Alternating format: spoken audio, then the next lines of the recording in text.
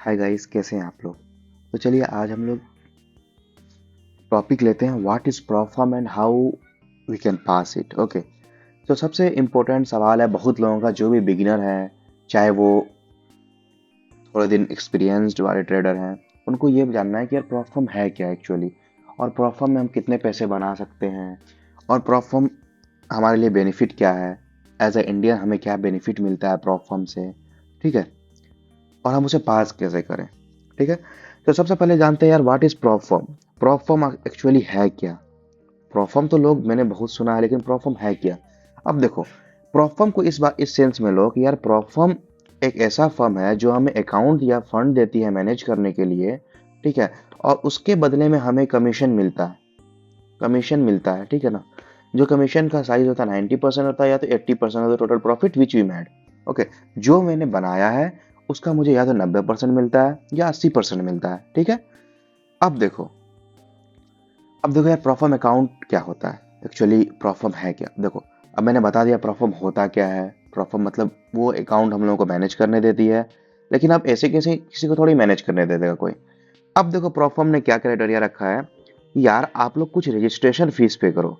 क्योंकि देखो, अगर आप फ्री में आप करोगे तो आपके पास वो इमोशन नहीं होगा कि यार ये इसमें मेरे पैसे लगे हैं, मैं इसमें अच्छे से ट्रेड करूं, या ऐसा कुछ इमोशन नहीं आएगा। जब आप फीस पे करके कहते हैं ना, जब फीस पे करके आप पढ़ेंगे ना, तो आपको वहां पे अपना वैल्यू रहेगा कि यार मेरा फीस लगा है। उस टाइम लोग अच्छे से पढ़ते हैं।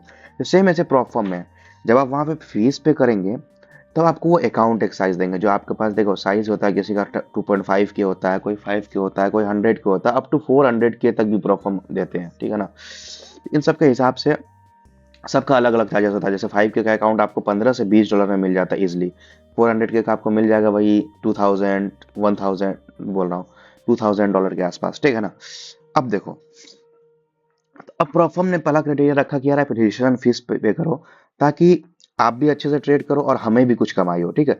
अब दूसरा क्राइटेरिया उन्होंने रखा कि यार इवोल्यूशन पास करना पड़ेगा आपको, ठीक है। अब इवोल्यूशन क्या होता है। अब इवोल्यूशन जैसे आप कर सकते हैं यार कि टेस्ट होता है। अब ऐसा नहीं हो कि यार कोई प्रोफर्म क्या होता है, कोई प्रोफर्म क्या है कि कोई एक स्टेप चैलेंज लेता है, कोई 2 स्टेप चैलेंज देता है, कोई 3 स्टेप चैलेंज देता है, ठीक है। तो सबका अलग अलग रेट है। जैसे 1 स्टेप चैलेंज आपको बहुत एक्सपेंसिव मिलेगा, 2 स्टेप चैलेंज चीप मिलेगा, 3 स्टेप चैलेंज और भी ज़्यादा चीप मिलेगा, ठीक है।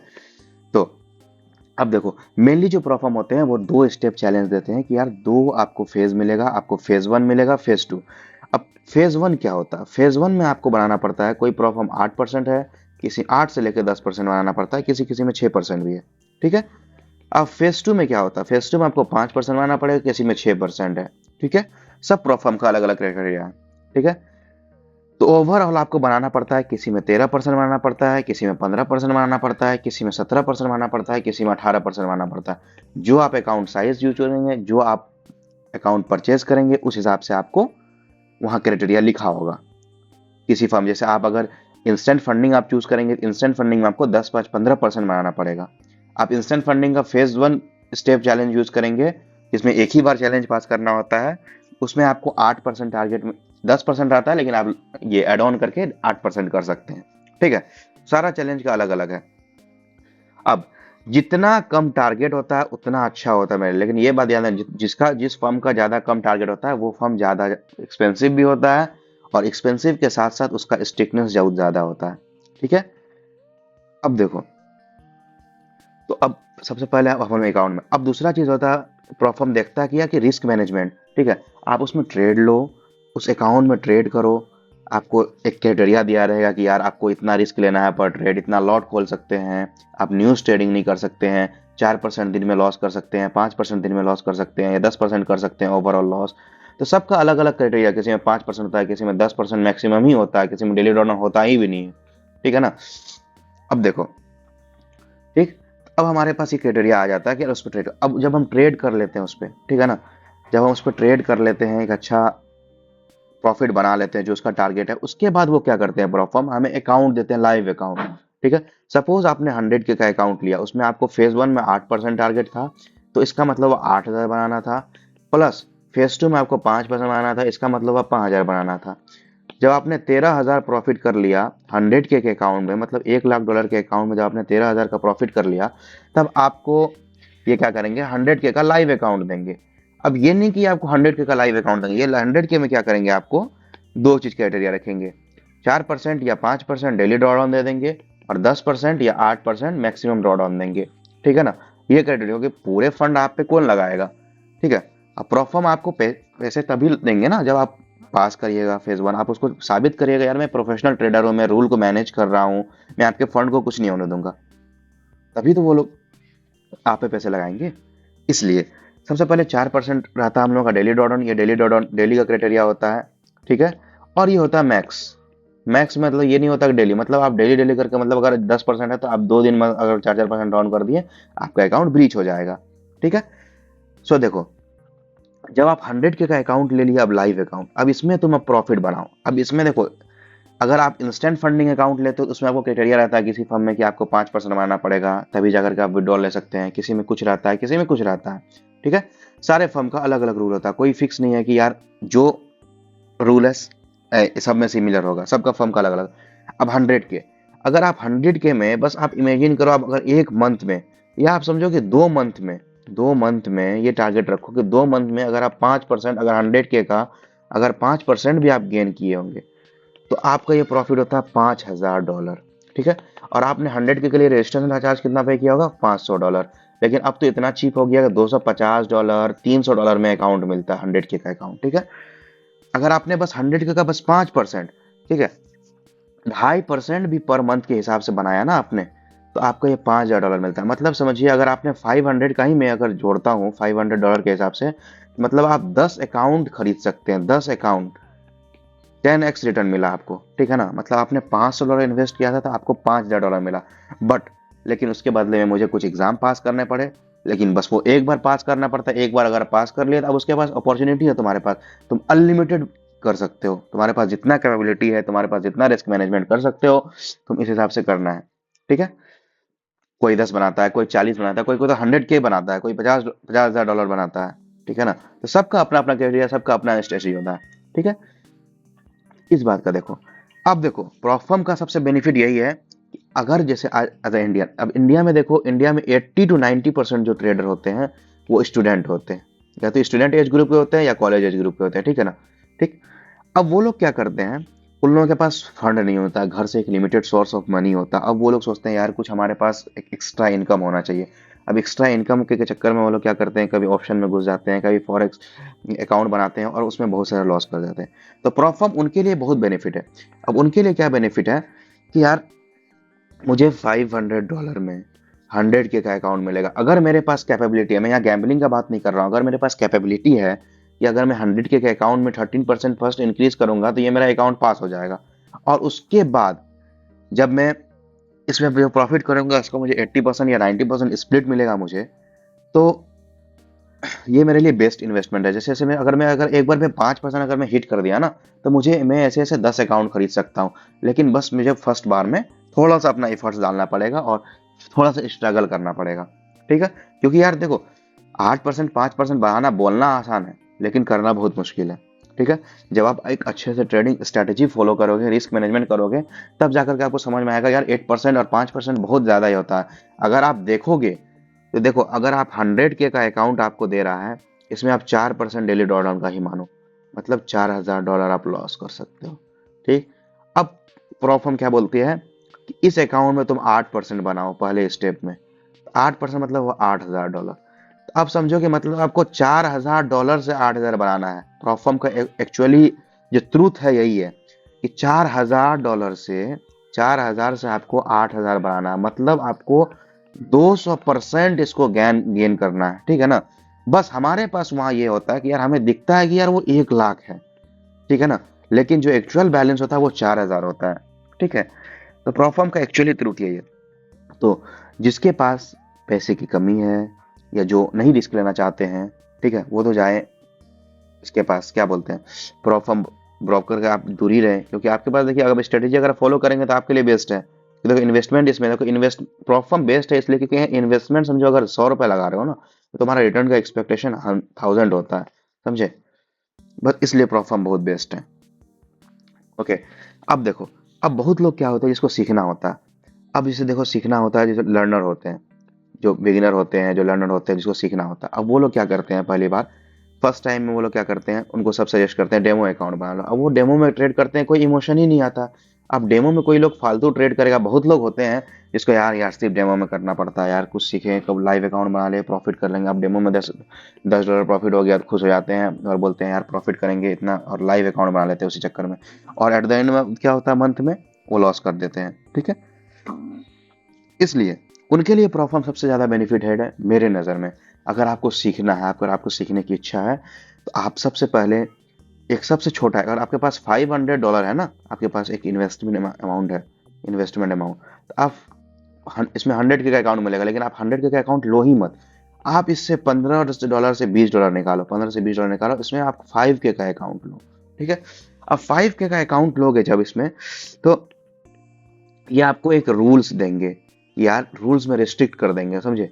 रूल्स में जैसे रिस्ट्रिक्ट हो जाओगे तुम लोग, तो अब तुम्हारे पास एक प्रोफेशनल ट्रेडर तुम बन सकते हो। यहाँ पे अब देखो रूल्स में क्या, आप लोग बोलेंगे यार बहुत ज्यादा रूल होता है, हिडन रूल होता है। हिडन रूल किसी में नहीं होता, सब रूल होता है, बस आप पढ़ते नहीं हो अच्छे से। ठीक है, अब ध्यान से जब देखोगे तो प्रोफर्म को वो आपको सिखाएगा कि एक अच्छा प्रोफेशनल ट्रेडर क्या होता है। मतलब दिन का आप 4% ज्यादा लॉस मत करो, मैक्सिमम 10% ज्यादा लॉस करोगे तो ब्रीच कर दिया जाएगा अकाउंट। एसएल यूज करो 60 सेकंड के अंदर, न्यूज ट्रेड ही मत करो। ठीक है ना, ये सब सिखाता है प्रोफर्म एक्चुअली।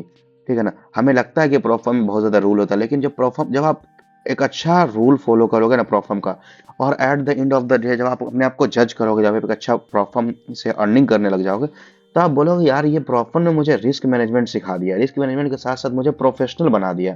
ठीक है, तो प्रोफर्म यही इसी सेंस में हमें बहुत बेनिफिट करता है। अब यहाँ पे देखो 5 के का अकाउंट आपको $20 में मिल जाएगा, और यहाँ पे आपको डेमो अकाउंट नहीं रहेगा, यहाँ आपके पास इमोशन होगा यार हमें पास करना है अकाउंट।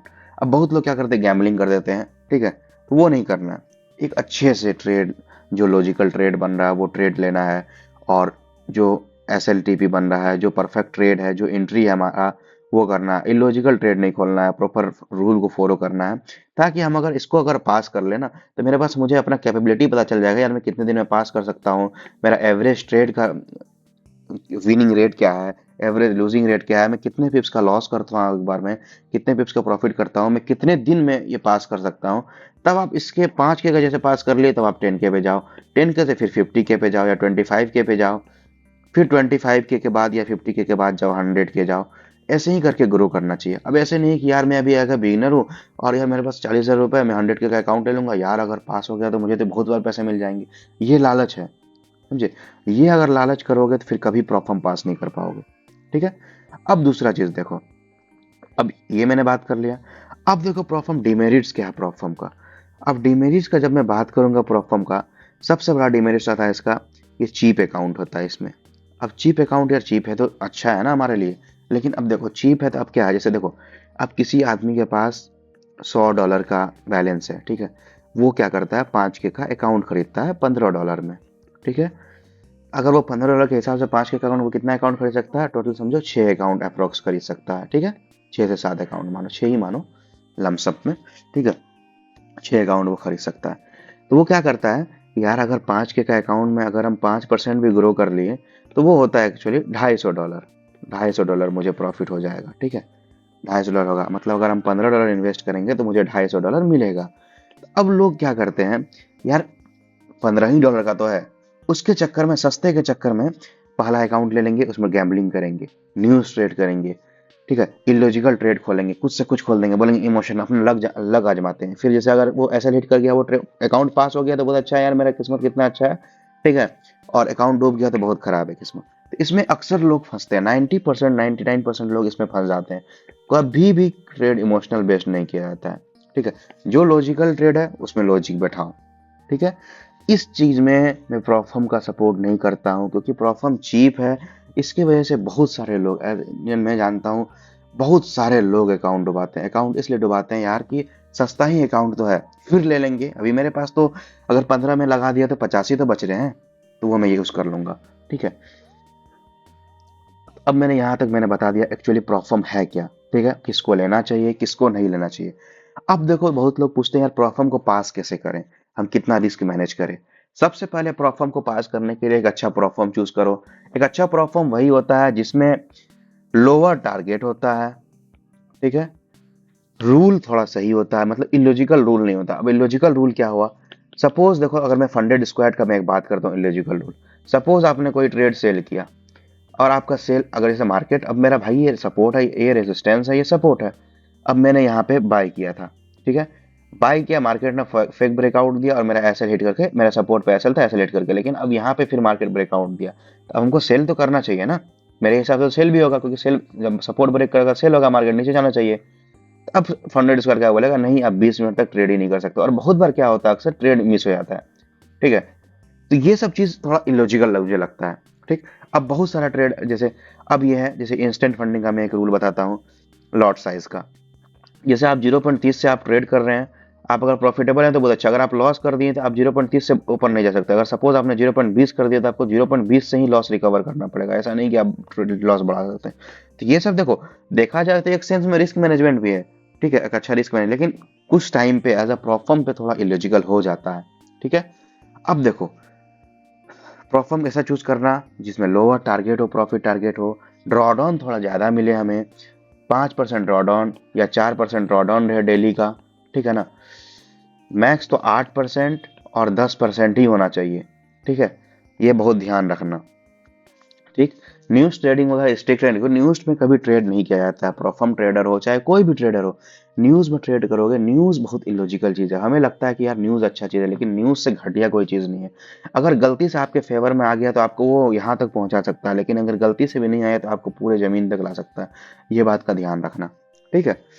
अब देखो, अब हमने प्रॉफर्म एक अच्छा चूज कर लिया, वैसे मैंने एक वीडियो बनाया है प्रॉफर्म पासिंग स्ट्रेटेजीज, ठीक है, मैं आई बटन पे लिंक दे रहा हूँ, आप जाकर के चेक कर लेना, उस पर मैंने बताया कि प्रॉफर्म एक अच्छा चूज कैसे करें, मैंने पीपीटी से एक एक स्लाइड से मैं बताया, अच्छे से समझाया है, आप उस पर भी जाकर देख सकते हो, ठीक है।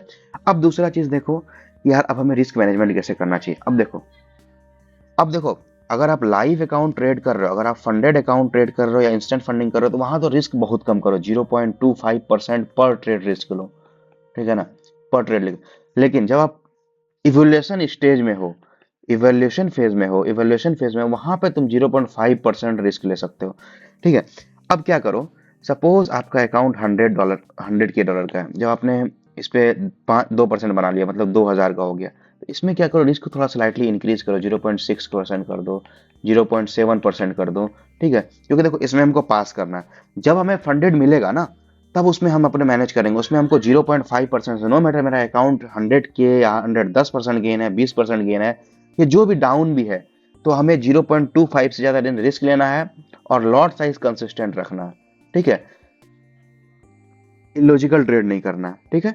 सबसे पहले क्योंकि देखो इवोल्यूशन में 13% बनाना बहुत टफ होता है, इसलिए थोड़ा सा अगर वहां रिस्क नहीं लोगे, थोड़ा सा तो रिस्क करना पड़ेगा। अगर थोड़ा सा भी रिस्क नहीं लोगे और सोचोगे 0.25, देखो ऐसा नहीं है कि इम्पॉसिबल है कि नहीं हो सकता, पास क्यों नहीं हो सकता। एक अच्छा ट्रेडर वही होता है जो अच्छे से रिस्क मैनेज फॉलो करता है, वो आराम से कर सकते हो। लेकिन सबसे बड़ी बात यही है कि बहुत टाइम लग जाएगा तो इंटरेस्ट खत्म होने लग जाएगा, इंटरेस्ट खत्म होने लग जाता है, क्योंकि देखो अब इलॉजिकल कोई आदमी 2 महीने कोई चीज पे काम करे, 2 महीने उसमें ट्रेड ले रहा है और वहां से उसको 1 रुपए भी अर्निंग नहीं हो रहा है, तो लोग क्या होते हैं, फ्रस्ट्रेट हो जाते हैं। और फ्रस्ट्रेट में क्या होता है, अगर सपोज लॉस लॉस हो जाता है, थोड़ा सा बड़ा लॉस हो जाता है, तो लोग क्या करते हैं, गुस्से में डुबा देते हैं। इससे बेटर है कि अपना ही ट्रेड पे भरोसा रखो, जो अपना ट्रेडिंग स्ट्रेटेजी है उसको पहचानो और उस पे रिस्क लो। सपोज कोई अच्छा ट्रेड होगा तो उस पर 0.7 ले लो, कोई खराब ट्रेड है उसमें 0.25 ले लो, इस टाइप से तुम ट्रेड कर सकते हो, ठीक है, सबसे पहले, ठीक है। अब ट्रेडिंग इसी से करो, ठीक है। जब आप एक बार फंडेड स्टेज में पहुंच जाओ, तो वहां पे आप एक टारगेट रखो कि यार मुझे प्रॉफिट सिक्योरिटी मेरा ज्यादा है। सपोज आपने $1000 का अकाउंट लिया, ठीक है, और आपका $1000 आपका एक दिन में प्रॉफिट हो गया, और आप विड्रॉ कर सकते हैं। आपको अगर 7 दिन का बाई वीकली मिला, बाई वीकली मतलब होता 14 दिन, या तो आप एवरी 7 डेज में विड्रॉ कर सकते हैं वीकली वाला। तो आप बाई वीकली, आप सबसे पहले प्रॉफिट सिक्योर करो फर्स्ट। मैं हमेशा एक चीज सजेस्ट करता हूँ, कोई भी प्रॉफर्म हो, सबसे पहले अगर कोई प्रॉफर्म आपने पास किया, जैसे प्रॉफर्म जैसे इवोल्यूशन टू स्टेज, उसमें आपको रिफंडेबल फीस होता है। तो जब आप फर्स्ट टाइम पास करो और कुछ प्रॉफिट, जैसे मतलब किसी का प्रॉफर्म होता है मिनिमम $25 निकालना, विड्रॉ कर सकते हैं, मेरा नाम का तभी विड्रॉ कर सकते हैं, किसी में $110 होता है, ठीक है, क्वांटेकल में 110 होता है, इंस्टेंट फंडिंग में 25 होता है। तो सबसे पहले मैं सजेस्ट करता हूँ, अगर आपने फंडेड स्टेज पे आ गया, आपने फंडेड स्टेज पास कर लिया, फंडेड स्टेज पे आ गया, तो आपके पास तो फीस जो है वो रिफंड होना है, ठीक है। तो आप इसमें क्या करो, थोड़ा सा स्लाइटली कम बनाओ प्रॉफिट, बहुत ज्यादा भी रिस्क मत लो इसमें, ठीक है। स्लाइटली थोड़ा सा कम बनाओ, क्योंकि देखो मेरा जो इन्वेस्टमेंट अमाउंट था, अगर आपने 100 के का, जो मेरा $500 का अकाउंट था, वो $500 में जो मैंने इन्वेस्ट किया था वो तो कम से कम निकल जाएगा।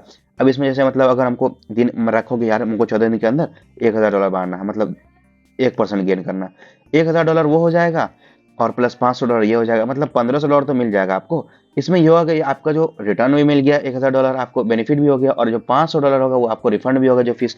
अब मेरा इन्वेस्टमेंट जीरो हो गया, ठीक है। अब अगर मेरा अकाउंट डूब भी जाएगा तो अब मेरे पास पैसे हैं, मैं उससे परचेस कर सकता हूँ, ठीक है। अब डूबने मत दे देना, अकाउंट को डूबा मत देना, ठीक है। अब उसमें अच्छे से ट्रेड करना थोड़ा, मतलब अब उसमें 0.25 रिस्क लेकर के पर ट्रेड सारा ट्रेड लो, ठीक है। पूरे वीक में अगर सात सात ये 5 दिन आ रहा है, क्योंकि देखो 5 ट्रेडिंग डेज होता है एक वीक में, और उसमें सारा ट्रेड लो जितना भी, अगर 10 ट्रेड मिल रहा है तो 10 में से 10 ट्रेड लो, ठीक है।